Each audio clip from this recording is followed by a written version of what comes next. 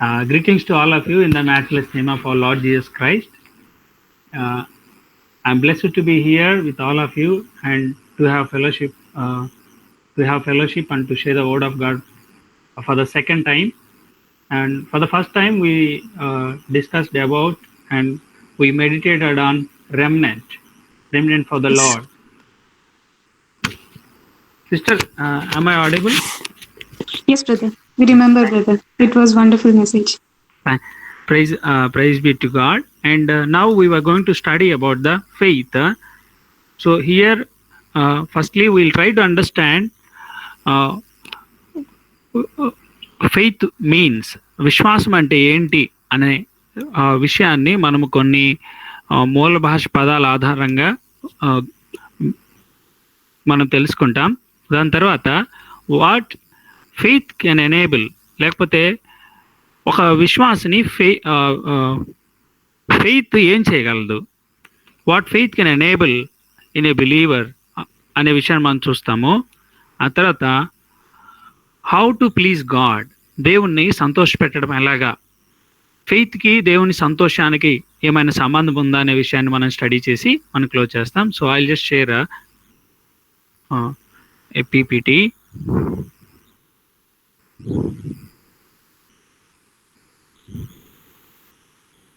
So నేను last time మీతో share చేస్తా ఉన్నప్పుడు నేను ఎంటెక్ ఫైనల్ ఇయర్లో ప్రాజెక్ట్ వర్క్లో ఉన్నాను. But this time I finished my master studies from NIT Uttarakhand in the stream of artificial intelligence. Now I am praying and looking forward to pursue PhD in robotics if it is the Lord's will. So please do remember in your prayers also. And let us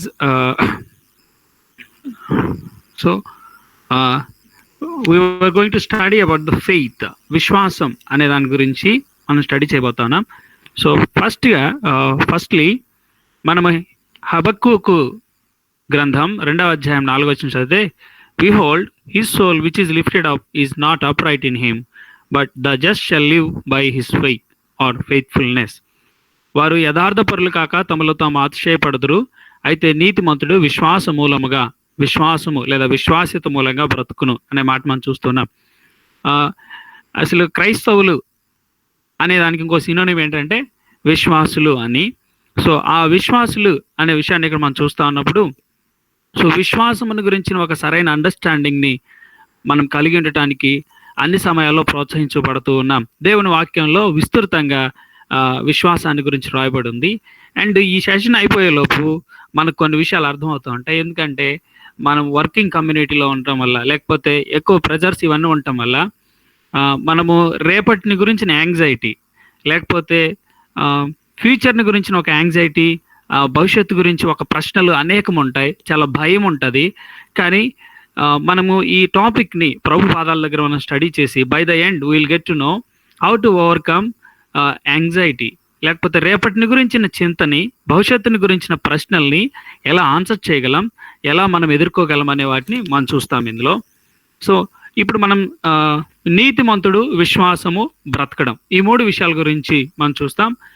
especially విశ్వాసాన్ని గురించి మనం ఎక్కువ study చేస్తాం. So విశ్వాసం, faith అనే దాని గురించి మనం చదువుతున్నప్పుడు మనం కనుక జస్ట్ ఒకసారి మూల భాషలోనికి వెళ్ళి గ్రీక్లో మనం చూస్తే పిస్తిస్ అనే మాట చూస్తాం. ఫెయిత్ అనే మాటని, దానికి యాడ్జెక్టివ్ ఏంటంటే పిస్తోస్, ఫెయిత్ఫుల్నెస్.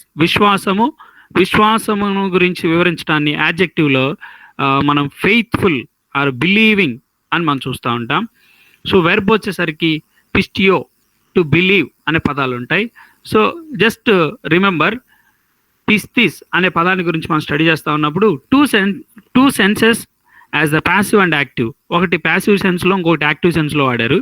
సో ప్యాసివ్ సెన్స్లో మనం చూస్తూ ఉన్నప్పుడు కొన్ని అర్థాలు ఫిడిలిటీ అండ్ ట్రస్ట్ వర్దినెస్ అనే మీనింగ్స్ వస్తూ ఉంటాయి. కానీ మనం ఇంకా ఈ పిస్తిస్ అనే పదాన్ని ఇంకా మనం కనుక ఎక్స్ప్లోర్ చేస్తే ఒక బెస్ట్ మీనింగ్ మనకు దొరుకుతూ ఉంటుంది. ఏంటంటే రిలయన్స్, లేకపోతే రిలై అనే ఒక మీనింగ్ మనకు అర్థమవుతుంటుంది. ఏంటి రిలై అంటే?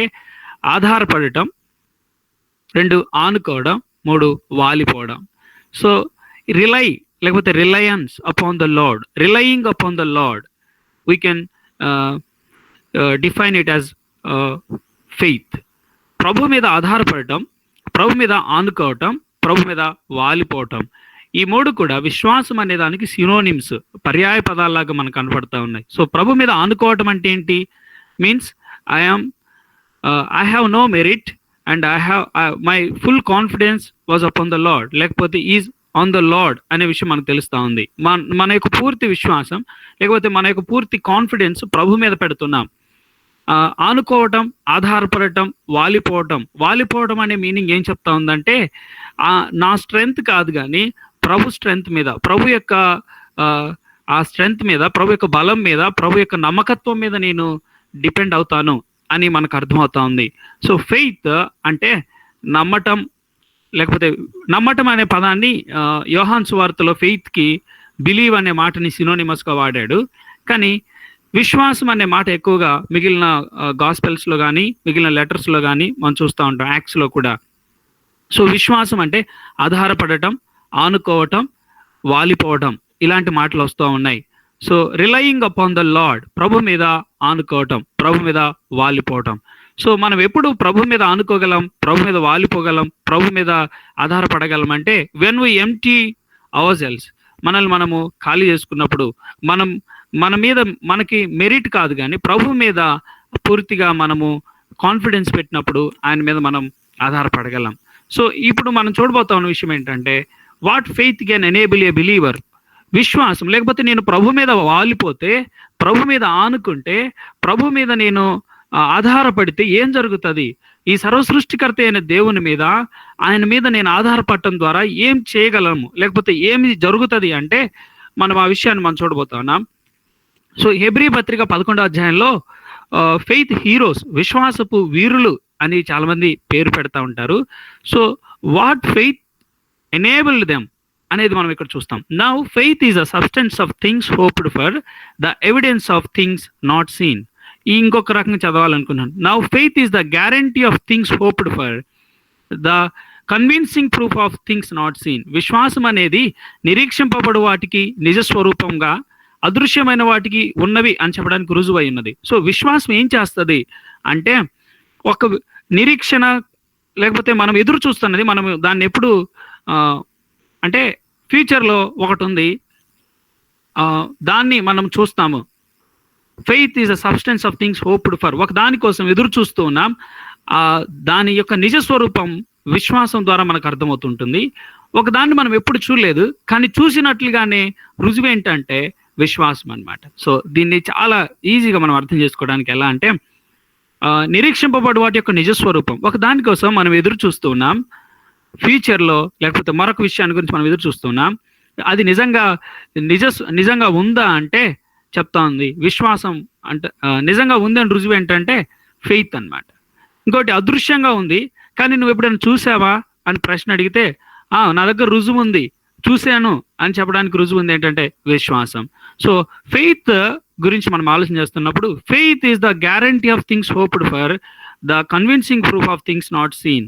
మనం చూసినట్లుగానే ఉంటాం, మనము ఎదురు చూస్తున్నాం కానీ ఆల్రెడీ అనుభవించినట్లుగానే ఉంటాం.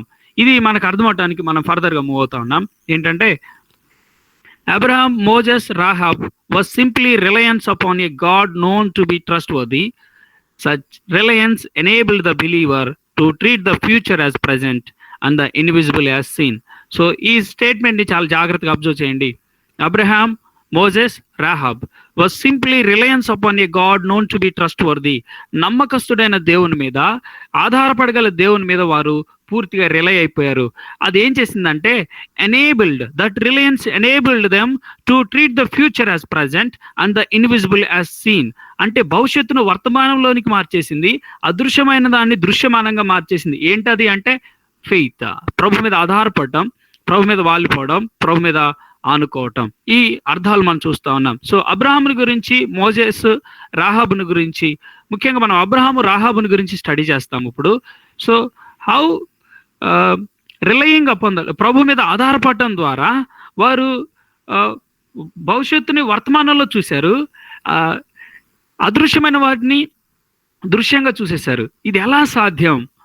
ఒక సామాన్య మనిషికి ఇది సాధ్యమా అంటే, ప్రియమైన వారలారా, ఇది మనం చదువుతుండగా ఈ హెబ్రీ పత్రిక 11వ అధ్యాయం మొత్తం మీరు చదువుతున్నప్పుడు అన్ని ఇవే ఎగ్జాంపుల్స్ చెప్తాడు.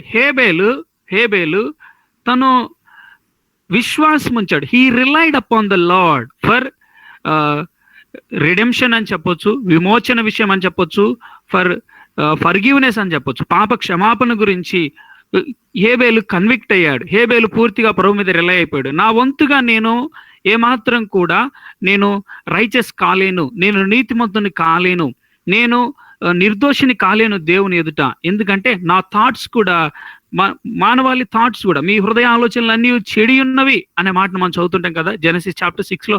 సో ఈవెన్ అవర్ థాట్స్ మనం అంత పూర్తిగా టోటల్ డిప్రావిటీ స్టేట్లో ఉండగా, అయితే దేవుని దగ్గర మనం నిర్దోషులుగా ఉండటానికి ఏమాత్రం స్కోప్ లేదు. సో అలాంటప్పుడు మనం చేయాల్సిన పని, మనకి దేవుని దగ్గర మనము జస్టిఫై అవ్వటానికి, దేవుని దగ్గర మనము నిర్దోషులుగా తీర్చబడటానికి ఏమై కారణమైందంటే, we totally relied upon the Lord. మనం పూర్తిగా ప్రభు మీద ఆనుకున్నాం, ప్రభు మీద వాలిపోయాం. నా వంతుగా నేను నీతిమంతుని కాలేను. అందుకనే మనం రోమన్స్ చదువుతున్నప్పుడు నీతిమంతుడు లేడు, ఒక్కడు లేడు అంటే అర్థం ఏంటంటే, నన్ ఈజ్ రైచస్ అనే దానికి ముందు నో వన్ ఈజ్ బ్లేమ్లెస్ అని చెప్పొచ్చు. ఎవరు కూడా నిర్దోషులు లేరు, ఎవరు కూడా తప్పుడు మార్గంలో వెళ్లకుండా, తప్పుడు థాట్స్ రాకుండా, లేకపోతే ప్రతి ఒక్కరు కూడా వంకర మార్గాల్లో ఉన్నారని చెప్పొచ్చు. ఇంకా రైచస్ పర్సన్ గురించి మనం ఆలోచన చేస్తున్నప్పుడు దోస్ హూ వాక్ స్ట్రైట్ అనే మీనింగ్ వస్తుంటది చాలాసార్లు. కుడికి కానీ ఎడమకి కానీ వెళ్లకుండా నేరుగా వెళ్ళే వాళ్ళని మనం చూస్తా ఉన్నప్పుడు ఇన్ అవర్ లైఫ్స్ మనం ఆలోచన చేస్తే ఎంత దారుణంగా ఉండుంటామో కదా. అయితే no one is righteous before God, no one is blameless before God. దేవుని న్యాయస్థానంలో మనం ఎవరం కూడా, దేవుని యొక్క కోర్టులో మనం ఎవరం కూడా నీతిమంతులుగా లేము. సో మనం ఇప్పుడు ఏం చేయాలి అనే దాని గురించి ఆలోచన చేస్తున్నప్పుడు అబ్రహాం చేశాడు, రాహాబ్ చేసింది, మోషే చేశాడు, హెబ్రీ పత్రిక 11వ అధ్యాయంలో ఇలా చేసిన వాళ్ళ లిస్ట్ చాలా ఉంది. అయితే రిలయింగ్ అపాన్ ద లార్డ్, మన మీద మన నీతిని ఆధారం చేసుకోకుండా, మన క్రియలను ఆధారం చేసుకోకుండా, ఏది కాకుండా just relying upon the lord, ప్రభు మీద ఆధారపడటం, ప్రభు మీద మనం పూర్తిగా వాలిపోవటం చేయడం ద్వారా మనము నీతిమంతులం కాగలం అనేది మనము తర్వాత మనకు అర్థమవుతూ ఉంటుంది. So firstly relying upon the lord. Abraham జీవితంలో ఈ రిలయన్స్ లేకపోతే ఈ యొక్క ప్రభు మీద ఆనుకోవటం ద్వారా ఏం జరిగిందంటే, he treated the future as present and the invisible as seen.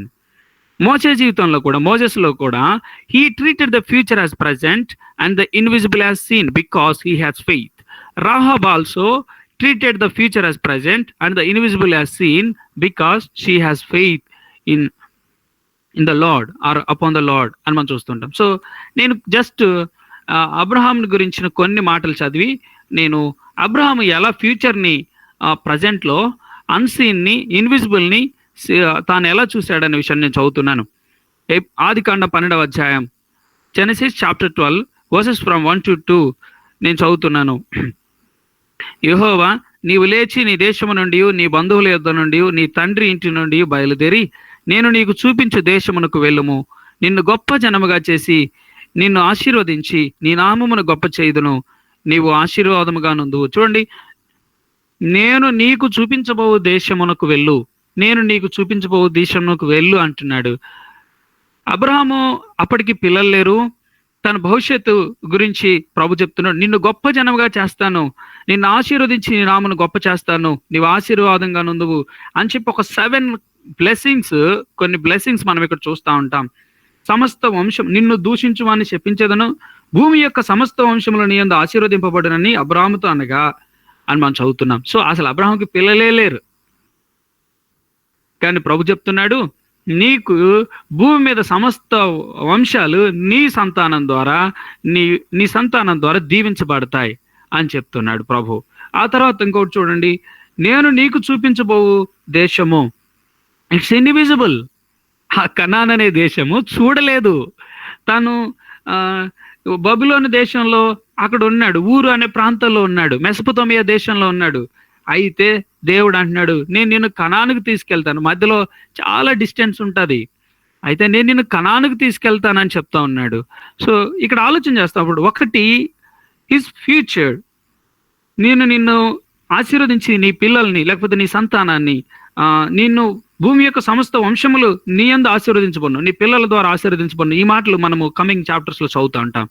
So his future, తన ఫ్యూచర్ గురించి ప్రభు తనతో మాట్లాడుతున్నాడు. ఆ తర్వాత తాను చూడని దేశాన్ని గురించి తాను ఏం చేస్తున్నాడు అంటే చూసినట్లుగానే వెళ్తున్నాడు. సో చూడండి 4th verse లో, యెహోవా అతనితో చెప్పిన ప్రకారం అబ్రహాం వెళ్ళెను. What led Abraham to do this? Abraham ఇది చేయడానికి ఏది పురుకొల్పింది అంటే ఫెయిత్. తనకి పిల్లలు లేరు అప్పటికే, కానీ నీ ఫ్యూచర్ ఇలా ఉండబోతుంది అని చెప్పినప్పుడు ఆ ఫ్యూచర్ని ప్రజెంట్లోనే చూసేశాడు. ఓహో, నేను ఇలా అవ్వబోతున్నాను అని. తర్వాత తాను కనాను దేశాన్ని చూడలేదు, కానీ నేను కనాను దేశాన్ని చూస్తాను అని ప్రభు మీద రిలై అయిపోయాడు. ప్రియమైన వారలారా, ఒకసారి ఆలోచించేయండి.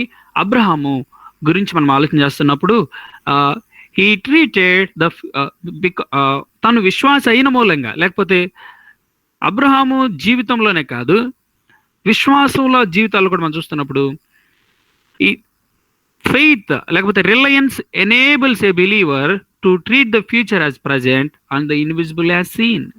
సో బాగా ఆలోచించేద్దాం. ప్రభు మీద వాలిపోతే, ఒకవేళ అబ్రహాంకి ఇన్ని చింతలు ఉండేయేమో, నాకు పిల్లలు ఉంటారా, నేను ఈ మెసొపొతేమియా దేశంలోనే ఉండిపోవాల్సిందేనా? కానీ ప్రభు తనను దర్శించి తనతో మాట్లాడినప్పుడు he totally depended, he completely has confidence upon the lord. ప్రభు మీద పూర్తిగా తన కాన్ఫిడెన్స్ ఉంచాడు, ప్రభు మీద పూర్తిగా ఆధారపడ్డాడు. సో మనకు అర్థమవుతున్న విషయం ఏంటంటే faith enables a believer to treat the future as present and the invisible as seen. So let's turn to Joshua, book of Joshua chapter 2 verses from 8 to 14. So మనం అక్కడ చదువుతున్నప్పుడు అక్కడ ఇంకొక విషయం మనకు అర్థమవుతుంటది. ఎంత అద్భుతమైన విషయం అంటే, ఆ వేగుల వారు పండు కొనక మునుపు ఇక్కడ ఏం జరుగుతుందంటే, ఈ యొక్క ఎరికో ప్రాంతాన్ని, లేకపోతే ఇక్కడ యెహోషువ తన సైన్యము వాళ్ళల్లో కొంతమందిని సెలెక్ట్ చేసి ఈ ఎరికో ప్రాంతాన్ని చూసి రావడానికి, అక్కడ ఎలా ఉందో ఇదంతా చూసి రావడానికి, కనాను చూసి రావడానికి పంపించాడు. సో అప్పుడు జరిగిన విషయం, ఆ వేగుల వారు అంటే సెంట్ బై జాషువా అని చెప్పొచ్చు, వాళ్ళు వచ్చారు. వచ్చినప్పుడు వాళ్ళ సమాచారం అక్కడ ఉన్నటువంటి కొంతమందికి తెలిసిందే, ఆ రాజ్యంలో ఉన్న వాళ్ళకి. సో వాళ్ళు వెతుక్కుంటూ వస్తున్నారు. సో వీళ్ళు దొరికితే చంపేస్తారు. సో అలాంటి టైంలో రాహాబు ఆ కోట గుమ్మాలు, లేకపోతే ఆ కోట గోడల పైనటువంటి ఆ యొక్క పట్టణ ప్రాకారాల గోడల మీద ఉండేటువంటి రాహాబు వారిని దాచిపెట్టింది. వారిని గురించి ఆమె వారికి షేర్ చేయలేదు. ఎవరికంటే ఎవరైతే వీళ్ళని పట్టుకోవడానికి వచ్చినారో వాళ్ళకి షేర్ చేయలేదు. సో అలాంటి టైంలో ఇంకా వాళ్ళు వెళ్ళిపోయారు. వెళ్ళిపోయిన తర్వాత రాత్రి అయినప్పుడు వాళ్ళు ఇక్కడ ఎవరైతే రాహాబు వాళ్ళ ఇంట్లో ఉన్నారో వాళ్ళు నిద్రపోయే టైంలో, నిద్రపోవడానికి ముందు ఆమె వారున్న మిద్ది మీదకెక్కి వారితో ఇట్లనను, యెహోవా ఈ దేశమును మీకు ఇచ్చుచున్నాడనియు, మీ వలన మాకు భయం పుట్టుననియు, మీ వలన ఈ దేశం నివాసులందరికీ ధైర్యము చెడుననియు నేను ఎరుగుదును. ఎవరు చెప్పారు ఈమెకి అసలు? తర్వాత, మీరు ఐగుప్తు దేశంలో నుండి వచ్చినప్పుడు మీ ఎదుట యెహోవా ఎర్ర సముద్రపు నీరును ఎలాగో ఆరిపోచేసెనో, యొర్దాను తీరమునున్న అమోరీయుల 2 రాజులైన సీహోనుకును ఓగుకును మీరేమి చేసితరో, అనగా మీరు వారిని ఎలాగో నిర్మూలన చేసితరో ఆ సంగతి మేము వింటిమి. మేము విన్నప్పుడు మా గుండెలు కరిగిపోయిను. మీ దేవుడైన యెహోవా పైన ఆకాశమందును క్రింద భూమి యందును దేవుడే, మీ ఎదుట ఎట్టి మనుషులకైనా ధైర్యం ఏమాత్రమును ఉండదని చెప్పి, చూడండి అక్కడ ఏమంటుందో 12వ వచనంలో, నేను మీకు ఉపకారం చేసితిని గనుక మీరును నా తండ్రి ఇంటికి ఉపకారం చేసి నాకు నిజమైన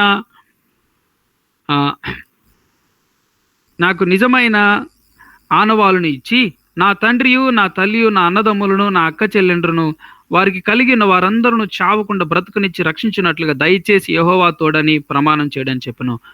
సో ఇక్కడ మనం అబ్జర్వ్ చేస్తే ఒక మాట మనకి క్లియర్ కట్గా అర్థమవుతుంది. ఒకటి, ఈమె ఎరికోని క్యాప్చర్ చేయటం అనేది ఫ్యూచర్ ఈవెంట్.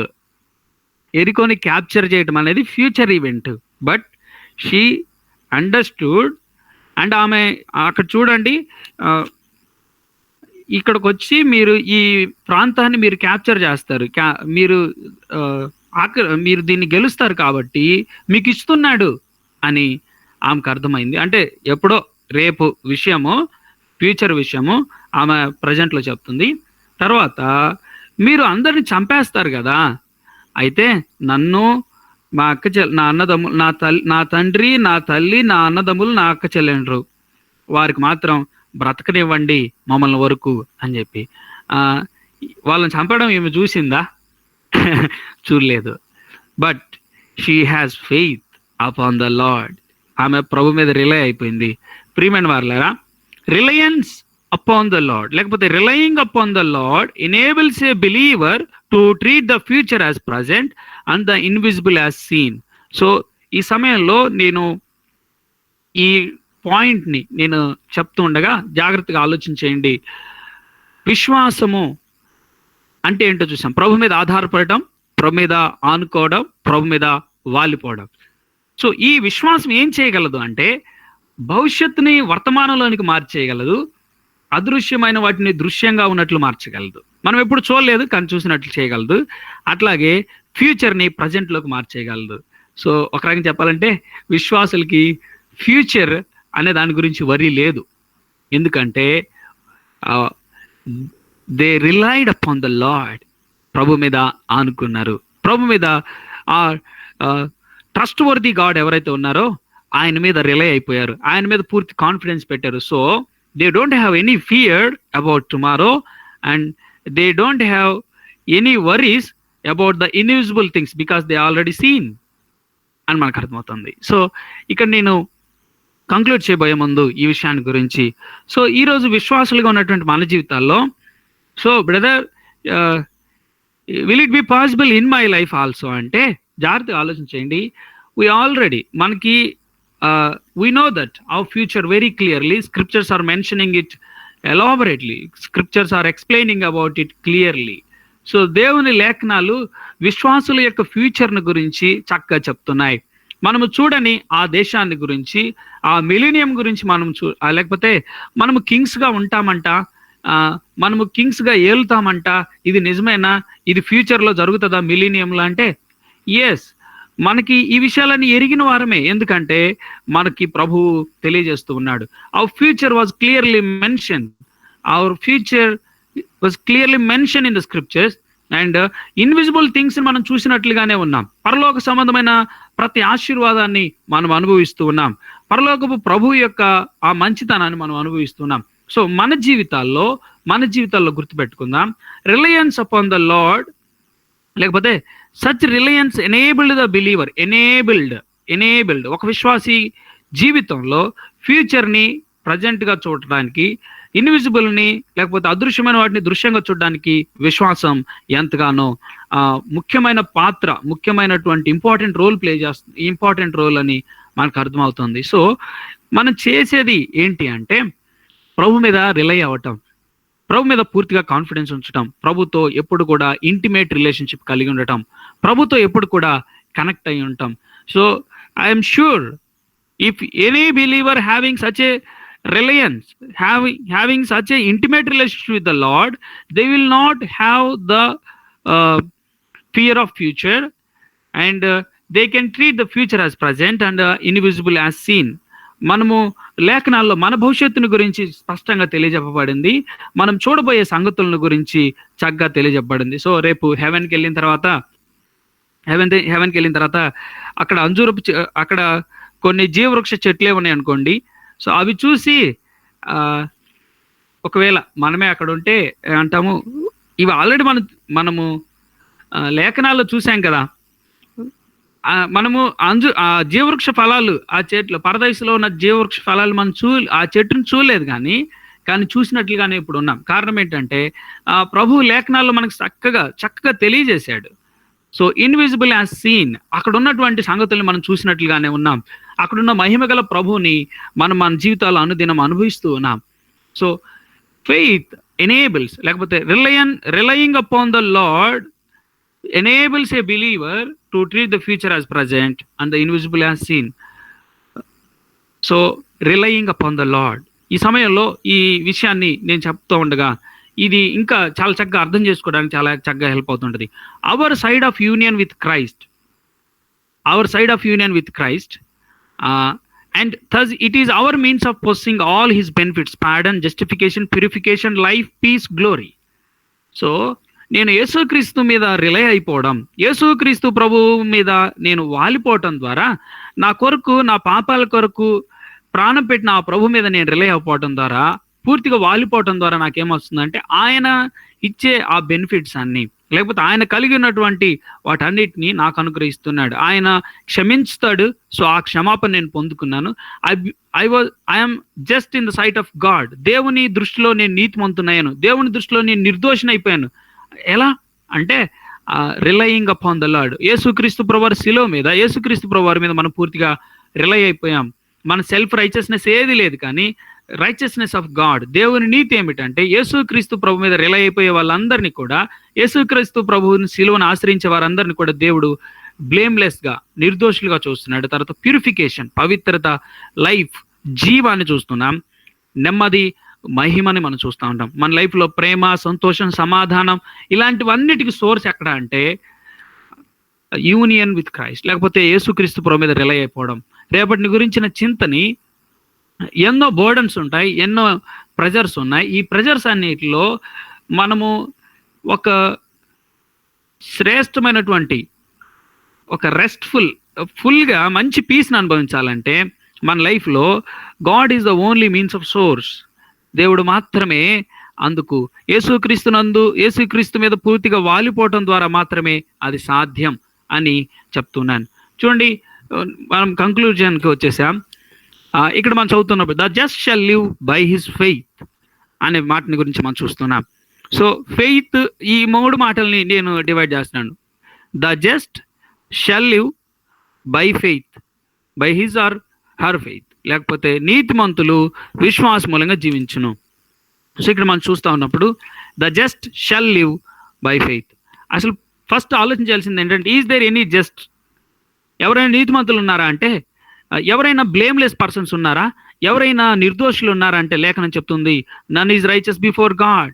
దేవుని ఎదుట నీతిమంతులు లేరు, ఒక్కరు లేరు అని దేవుని వాక్యం చెప్తుంది. So how can I become just? By faith. యేసుక్రీస్తు ప్రభు శిలువ మీద విశ్వాసం ఉంచడం ద్వారా, యేసుక్రీస్తు ప్రభు మీద రిలై అవటం ద్వారా మనం నీతిమంతులం అవుతాం. So after becoming just, what I need to do? I should live for the lord. దేవుని కోసం నేను జీవించాలి. How should I live for God? How should I live for God? By having faith. So faith, విశ్వాసం మనల్ని నీతిమంతులుగా తీర్చింది. యేసుక్రీస్తు రక్తధారలందు కడగబట్టడం ద్వారా మనం నీతిమంతులమయ్యాం. సో ఈ నీతిమంతులు ఇప్పుడు ఏం చేయాలి అంటే విశ్వాసం మూలంగా జీవించాలి. ఆల్వేస్ గుర్తుపెట్టుకుందాం, విశ్వాసులు మన జీవితాల్లో మనం చాలాసార్లు అనుకుంటాం, నమ్ముకున్నాం కదా ఇక మనము అయిపోయింది అనుకుంటాం. But living for the lord means relying upon the lord always. ప్రభు మీద ఆనుకోవటము, జీవించటం. ప్రభు మీద ఆనుకుంటే మాత్రమే ఒక క్రైస్తవుడు జీవించగలడు. దేవునితో సరైన సంబంధం కలిగి ఉన్నప్పుడు మాత్రమే ఒక క్రైస్తవ జీవితాన్ని జీవించగలడు. నేను ఒక చిన్న మాట చెప్తున్నాను, బాగా అబ్జర్వ్ చేయండి. Living the Christian life means relying upon the lord.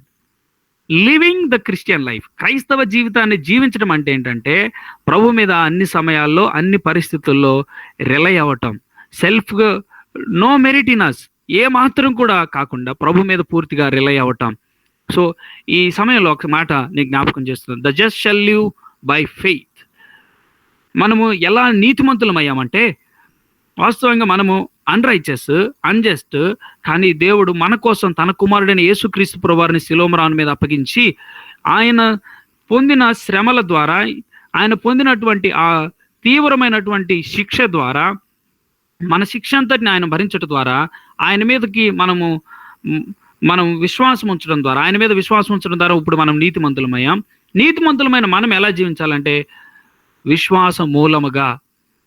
So our journey started by faith, should end by faith. విశ్వాసం మూలంగా మనము నీతిమంతులమయ్యాం. సో ఈ నీతిమంతులు ఆఖరి శ్వాస వరకు ఎలా జీవించాలంటే విశ్వాసం ద్వారా. సో అందుకనే ఇది ఒక సర్కిల్ లాగా, ఒక చిన్న ట్రయాంగిల్ మనం చూస్తూ ఉన్నాం. సో ఇది మనం అర్థం చేసుకుంటున్న point. So what faith can do అనే దాని గురించి మనం చూసాము. సో ఇప్పుడు ఒక మాట ఏంటంటే, హెబ్రీ పత్రిక 10వ అధ్యాయం 38వ వచనం, హీబ్రూస్ చాప్టర్ 10 verse 38లో, my righteous one shall live by faith, and if he shrinks back, my soul has no pleasure in him. నా ఎదుట నీతిమంతుడైన వాడు విశ్వాస మూలంగా జీవించిన కానీ అతడు వెనుక తీసిన ఎడల అతని యందు నా ఆత్మకు సంతోషం ఉండదు. సో ఒక మాట చెప్పాలనుకుంటున్నాను.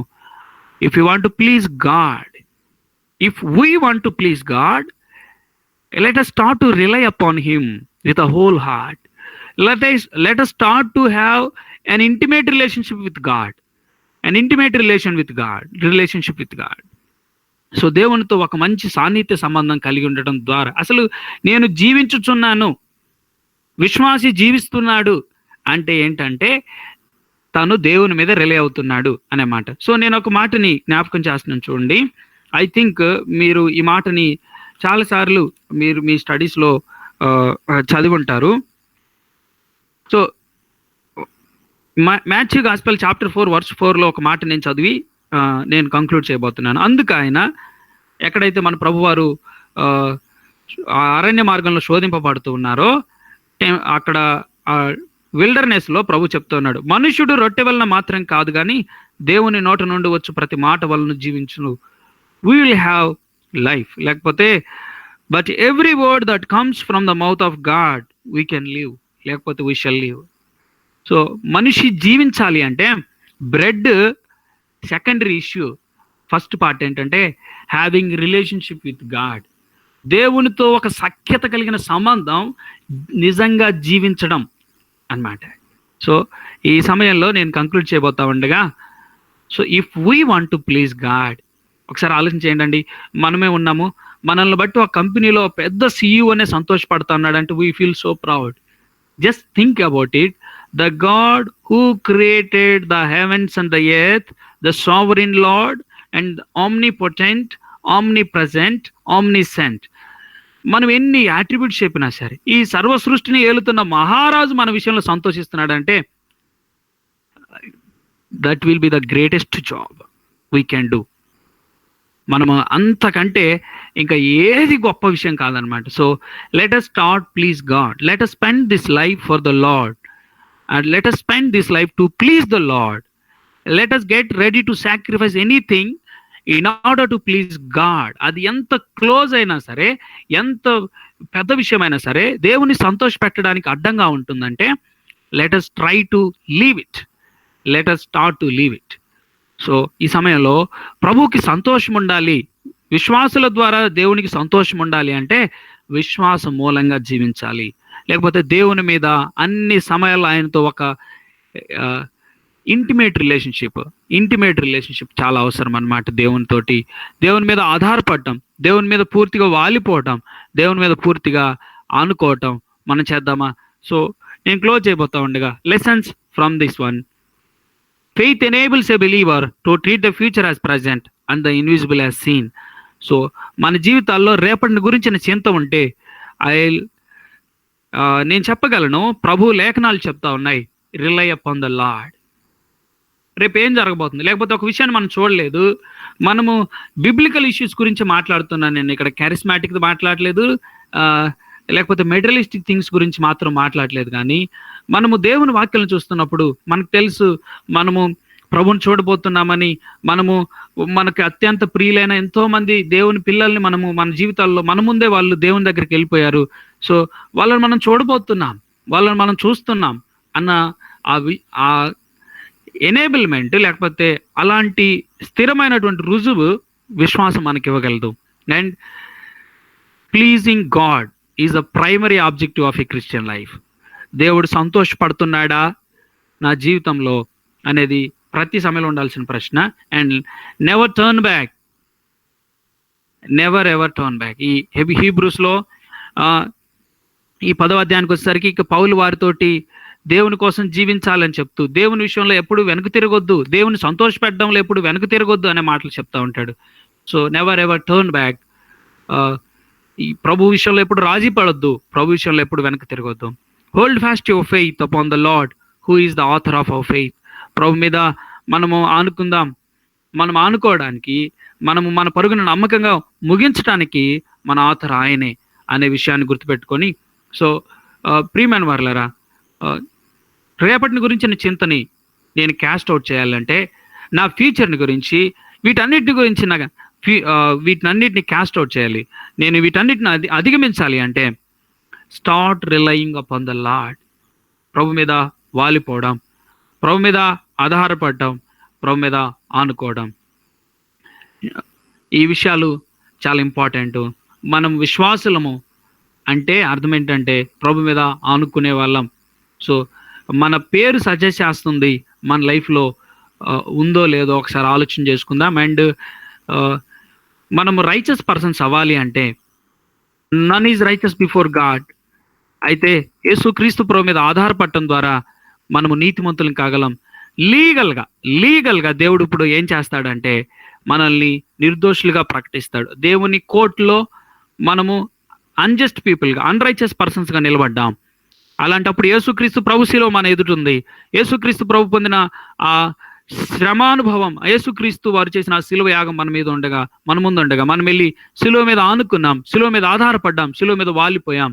ఆ ప్రభు మీద ఆధారపడంగా ఇప్పుడు తండ్రి అనే దేవుడు మనల్ని ఏం చేస్తున్నాడంటే మనం ఇప్పుడు రైచస్, లీగల్గా ఇప్పుడు మనం చెల్లించాల్సిన ఆ క్రయం అంతా కూడా యేసు ప్రభు వారు చెల్లించారు. ఇప్పుడు మనము యేసు ప్రభు మీద ఆధారపడటం ద్వారా మనం ఏమవుతున్నామంటే వి బికేమ్ జస్ట్ పీపుల్, నీతిమంతులమయ్యాం. సో ఈ లెసన్స్ జాగ్రత్త గుర్తుపెట్టుకుందాం. వధింపబడిన గొర్రెపిల్ల శక్తియు, ఐశ్వర్యమును, జ్ఞానమును, బలమును, ఘనతయు, మహిమయు, స్తోత్రమును పొందనర్హుడు. ప్రభుకే సమస్తమైన ఘనత, మహిమ, ప్రభావాలు అర్పిస్తున్నాం. Thank you one and all. Thank you everyone in the RMS team. It's my privilege to be here and to share the word of God with all of you. Thank you, Anna. Thank you, Sister Chelsea. Thank you one and all.